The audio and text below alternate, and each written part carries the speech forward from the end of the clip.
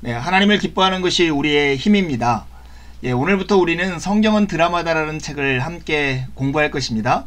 첫 번째 장 서막, 성경은 하나님의 큰 이야기다라는 주제를 먼저 나누겠습니다. 이 그림을 한번 보시고 이게 어떤 상황인가를 여러분 나름의 유추해 보십시오. 여호가 까마귀에게 찬사를 보내고 있습니다. 그대의 목소리는 너무나 아름답소. 나를 위해 노래 한 소절 불러줄 수 있겠소? 과연 이게 무슨 상황일까요? 왜 여우는 이렇게 까마귀에게 부탁을 하고 있는 걸까요?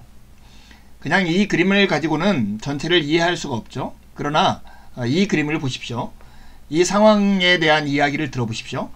까마귀가 고기 한 점을 물고 나무 꼭대기 가지 위에 앉아 있습니다. 숲에는 기근이 찾아와서 동물들은 모두 고기를 빼앗으려 다양한 전략들을 까마귀에게 구사하고 있었습니다. 여우는 까마귀에게 찬사를 늘어놓음으로써 노래를 청해요. 그러자 까마귀가 노래를 부르기 위해서 입을 열었고 고기가 밑으로 떨어집니다. 그러자 여우가 이것을 받아채서 달아나는 장면, 그 이야기가 바로 이 그림에 담겨져 있는 이야기입니다. 아첨에 속지 말라는 내용이죠. 이것은 이솝우와 여우와 까마귀에 관한 이야기입니다. 여러분, 어떤 상황과 어떤 현실을 이해하기 위해서는 이걸 둘러싸고 있는 더 큰 이야기, 배경이 되는 이야기를 알아야 합니다. 우리의 삶에서 일어나는 사건들의 의미를 이해하려면 세상에 대한 더 큰 이야기를 알아야 하는 것입니다. 여러분, 우리 사이에 일어나는 어떤 사건들의 의미를 이해하는 것뿐만 아니라 사람이 1대1로 만나서 여러 사람들 사이에서 서로를 알아갈 때도 이야기는 매우 중요합니다. 우리는 개인적인 이야기들을 서로에게 나눔으로써 서로를 알아가게 되는 것이기 때문입니다. 이 이야기라고 하는 것은 세상이 실제로 존재하는 방식에 대해서 가장 잘 설명하는 길이기도 합니다. 우리는 세상을 이해하기 위해서, 우리의 삶의 의미를 알기 위해서, 어떻게 살아야 할지 가장 중요한 결정을 하기 위해서 우리는 어떤 이야기에 의존해 있습니다. 개인적인 경험들은 우리가 이 세상의 진정한 이야기라고 믿는 어떤 이야기를 이루는 각각의 에피소드들은 거기서 자기 자리를 찾게 되는 것입니다. 각각의 에피소드들이 자리를 찾게 되는 더 큰 이야기, 그런 이야기를 무엇이라고 부를 수 있을까요?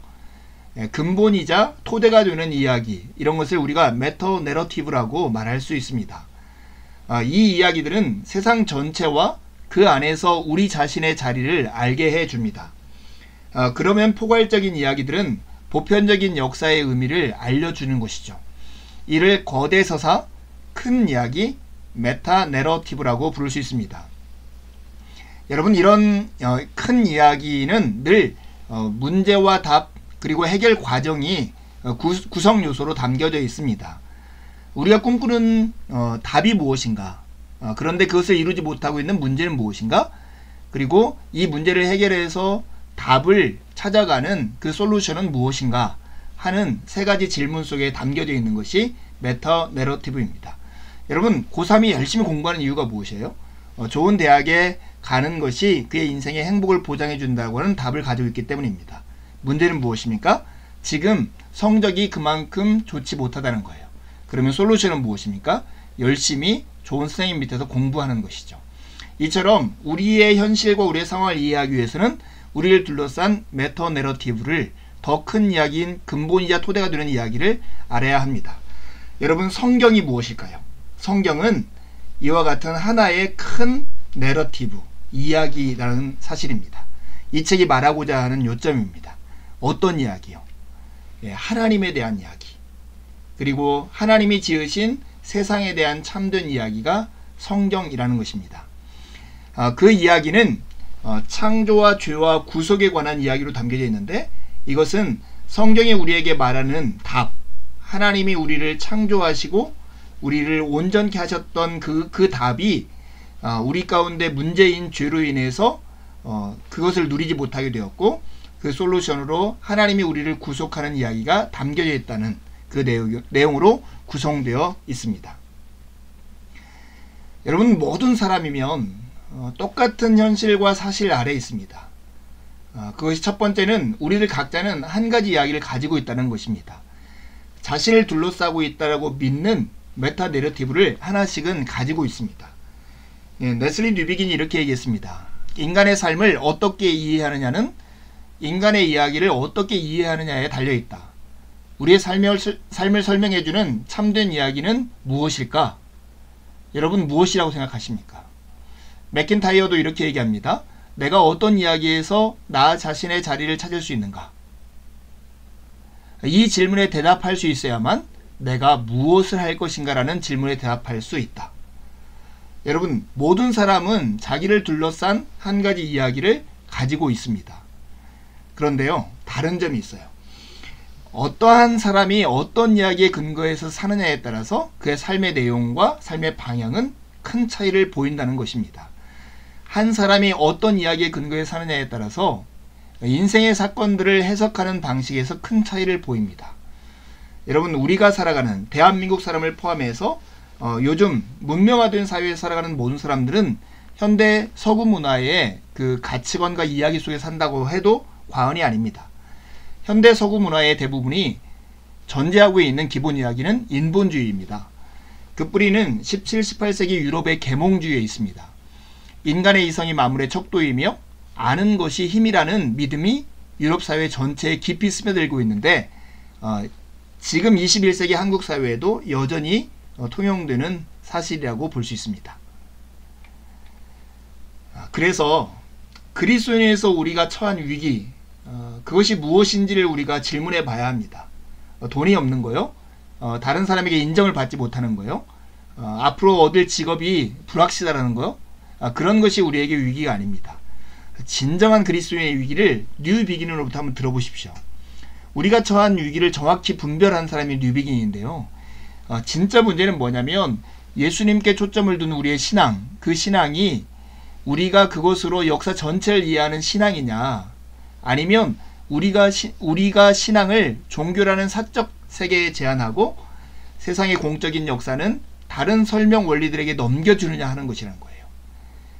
우리가 가지고 있는 메타 내러티브, 이야기인 이 성경의 이야기, 우리의 신앙의 이야기가 우리의 삶과 우리의 역사를 이해하며 살아가는 동력과 해석에 툴이 되지 않는다면 그것이야말로 그리스도인의 삶의 큰 위기라는 사실입니다. 여러분이 가지고 있는 신앙이 마치 우리의 현실을 자세히 들여다볼 수 있는 이 현미경과 같이 인생과 역사를 이해하는 수단이 되고 있습니까?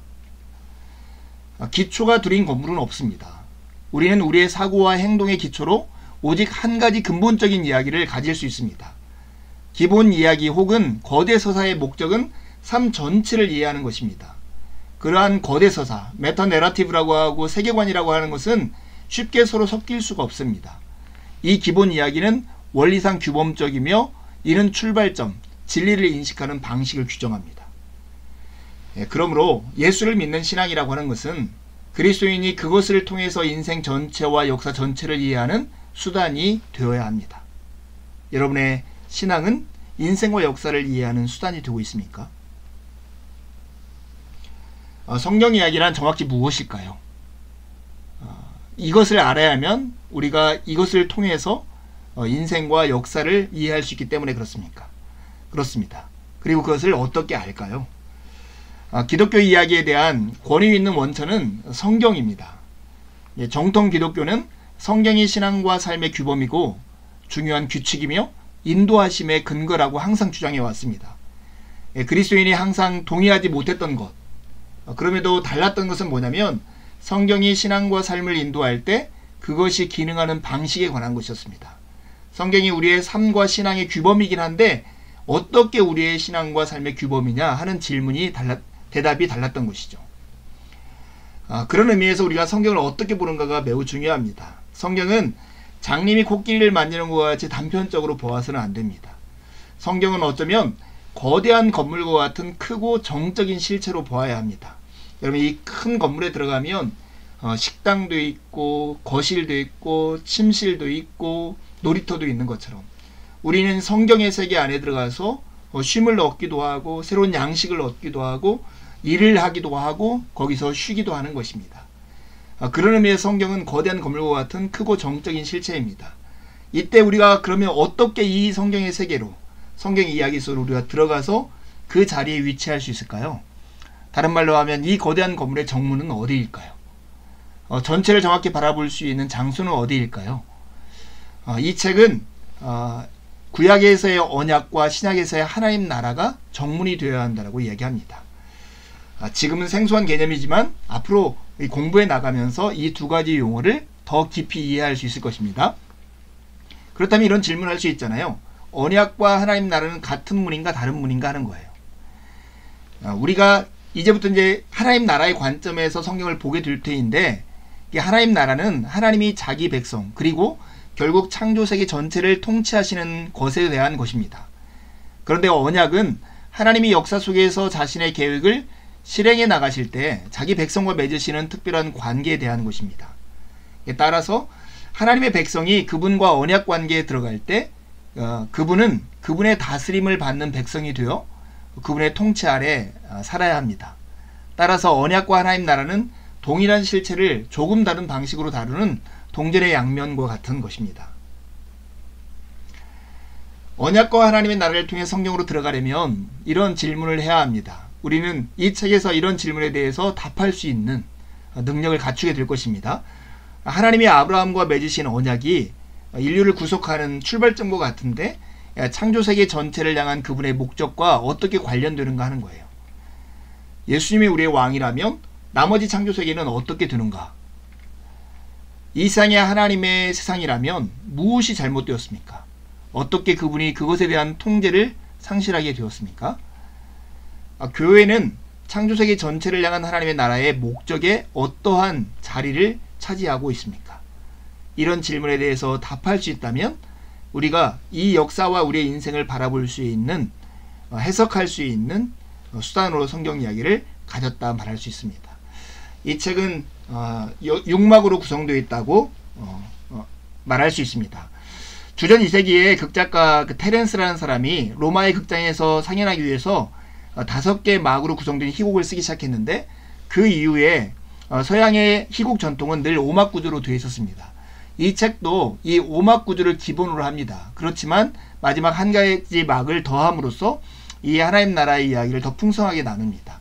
1막은 하나님이 자신의 나라를 세우는 이야기, 2막은 반역이 일어난 얘기, 3막은 왕이 이스라엘을 택하신 이야기, 그 다음에 막간으로서 끝을 기다리는 하나님 나라의 이야기가 있고요. 4막은 왕의 오심, 5막은 왕에 대한 소식이 전파되는 것, 6막은 왕의 귀환으로 되어 있습니다. 여러분, 저는 이 책을 함께 하면서 매우 기대가 큽니다.